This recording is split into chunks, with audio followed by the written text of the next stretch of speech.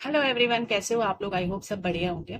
आज हम लोग बात करेंगे कि जो मम्मियाँ जब प्रेग्नेंट हो जाती है, वीमेन प्रेग्नेंट हो जाती है, तो उनमें एक डायबिटीज हो जाता है, शुगर हो जाता है ना। हमने सुना होगा, जिसको हम गेस्टेशनल डायबिटीज बोलते हैं, गेस्टेशनल शुगर बोलते हैं। तो वो क्या होता है, मतलब मम्मियाँ प्रेग्नेंट हो जाती है, मतलब मदर बनने वाली होती है, उस टाइम पे उनको शुगर आ जाता है। तो वो क्या है, तो आज हम उसके बारे में बात करेंगे। एंड अगर आप उसको कंट्रोल नहीं करते हैं तो बच्चे में क्या क्या प्रॉब्लम्स आ सकते हैं, बच्चे में लॉन्ग टर्म इफेक्ट्स क्या आ सकते हैं, एंड क्या क्या इसके बहुत ही ज्यादा मेजर भी इफेक्ट्स हो सकते हैं बच्चे के ऊपर। तो चलिए, सबसे पहले मैं बताऊं कि जो हार्मोन्स हमारे जो प्रेगनेंसी के टाइम पे सिक्रीट होते हैं, उनकी वजह से ये डायबिटीज, जो माँ है उसके ब्लड में शुगर आ जाता है एंड मदर को डायबिटीज हो जाता है, जो कि पहले नहीं होता है। पहले उसको कोई डायबिटीज नहीं होता है, पहले उसको कोई हेल्थ इश्यू नहीं होता है, पर जब वो प्रेग्नेंट होती है तो उसको डायबिटीज हो जाता है ड्यू टू जो उसका कार्बोहाइड्रेट का मेटाबॉलिज्म है वो इफेक्ट हो जाता है उसकी वजह से, ड्यू टू हार्मोनल इम्बैलेंस की वजह से। अब ये पता कब चलता है? ये पता चलता है 20 to 24 वीक्स जब हमारे होते हैं प्रेगनेंसी के, उस टाइम पे ये डिटेक्ट होता है। स्टार्टिंग में डिटेक्ट नहीं होता है, ये 20 to 24 वीक की जो प्रेगनेंसी होती है उस टाइम पे डिटेक्ट होता है।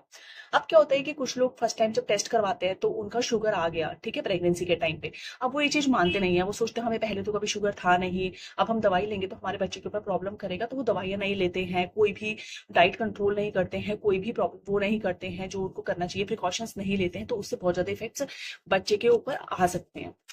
ठीक है। अब क्या होता है,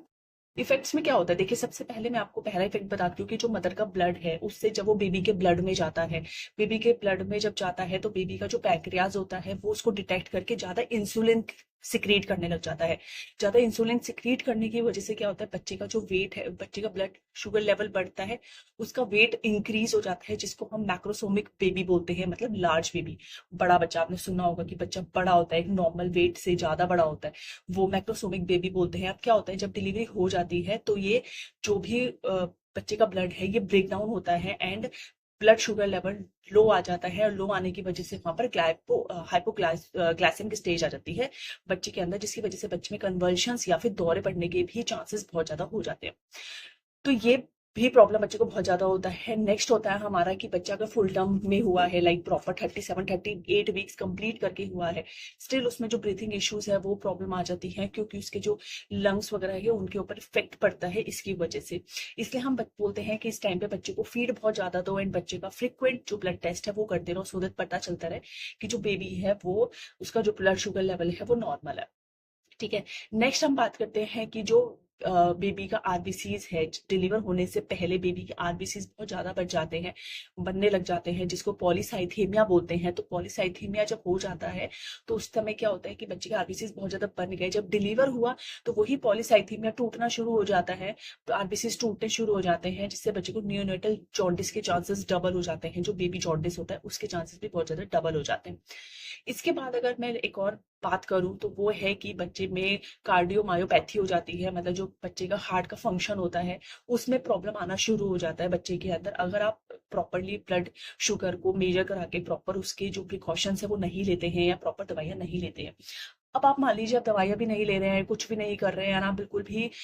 इसको ढंग से ट्रीट नहीं कर रहे हैं, तो इसके लॉन्ग लॉन्ग टर्म इफेक्ट्स भी होते हैं, जिसमें बच्चे को चाइल्डहुड ओबेसिटी हो जाती है, कि बच्चा बचपन से ही बहुत ज्यादा ओबीस रहता है, बहुत ज्यादा मोटा रहता है एज कम्पेयर टू दूसरा बच्चा। अब क्या होता है, हम लोग इसको डाइट, एक्सरसाइज एंड मेडिसिन तीनों चीज से कंट्रोल कर सकते हैं, इसमें कोई भी प्रॉब्लम नहीं है, बट आपको इसमें डाइट, एक्सरसाइज एंड जो मेडिसिन चलती हैं वो जरूर लेनी है, पक्का से आपको लेना है। आप उसको लेंगे, ये सब चीजें प्रॉब्लम नहीं करेंगे एंड आपका जो प्रेगनेंसी का टाइम है वो निकल जाएगा। क्योंकि इसमें अच्छी बात ये होती है कि जब आपका डिलीवरी हो जाता है तो आपका शुगर लेवल ऑलरेडी फिर वापस से सही स्टेज में आ जाता है, तो आपको फिर से कोई शुगर का प्रॉब्लम नहीं होता है, कोई भी प्रॉब्लम नहीं होता है। तो मैं आपको सजेस्ट करूंगी कि जब 20-24 वीक्स के बाद आपको ब्लड शुगर का या गेस्टेशनल डायबिटीज का पता चले, आप प्रॉपर अपना डाइट, एक्सरसाइज और मेडिसिन स्टार्ट करें, क्योंकि आपको सिर्फ डिलीवरी तक ही करना है, उसके बाद आप फ्री हो जाओगे। अगर आप नहीं करोगे तो देखो, बच्चों को जो मैंने चीजें बताई हैं ये सारी चीजें बच्चों में हो जाती है। इनफैक्ट अगर बहुत ही अनकंट्रोल्ड हो जाए बच्चा, बिल्कुल ही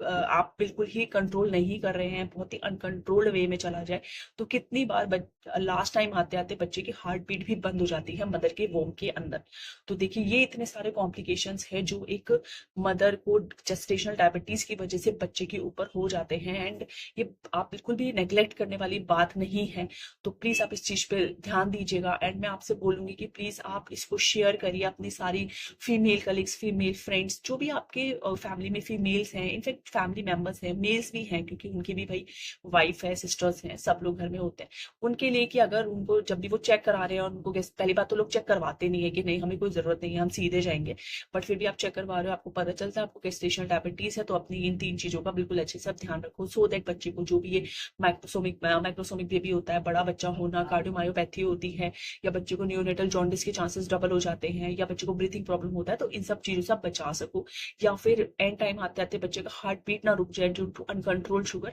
तो उससे भी आप बचा लो। तो प्लीज इस चीज का बिल्कुल ध्यान रखो, इसको बिल्कुल शेयर करो, जितना आप इधर से उधर अपनी फैमिली फ्रेंड्स जहां भी आप शेयर कर सकते हो इसको शेयर करो एज अ अवेयरनेस वीडियो, कि लोग इसको देखें। नेक्स्ट हम लोग बात करेंगे एक वीडियो पर जिसमें हम बात करेंगे कि अगर आपको पहले से डायबिटीज है, ये तो गेस्टेशनल डायबिटीज हो गया जो आपको 20 वीक में हुआ, पर आपको पहले से डायबिटीज है एंड आपने कंसीव कर लिया है, तो आपको क्या क्या चीजों का ध्यान रखना है, आपको क्या क्या प्रिकॉशंस लेने हैं, एंड कैसे आप एक हेल्थी प्रेगनेंसी को ले सकते हैं, हेल्थी बेबी को डिलीवर कर सकते हैं। तो चलिए फिर आज के लिए तो मैं इतना ही आपको बताऊंगी। आई होप यह वीडियो आपको काफी हद तक समझ में आया हो, एंड आप ट्राई करना है इसको शेयर करने का, सो दैट और लोग हैं वो भी इस चीज से अवेयर हो सके एंड अच्छे से इस चीज के ऊपर वर्कआउट कर सके। तो चलिए फिर आज के लिए इतना ही, कल हम किसी और अवेयरनेस वीडियो के साथ आपसे मिलते हैं। आपको कोई भी डाउट हो इससे रिलेटेड, कोई भी इस वीडियो से रिलेटेड, कोई भी आपको अपना प्रेगनेंसी रिलेटेड कोई भी ऐसा डाउट हो जो आप क्लियर करना चाहते हो, आप मुझसे नीचे पूछ लेना, मैं आपको आंसर दे दूंगी। एंड चलिए फिर आज के लिए इतना ही, take care, and I think आज तो वीकेंड स्टार्ट हो जाएगा, तो happy weekend in advance too, bye bye.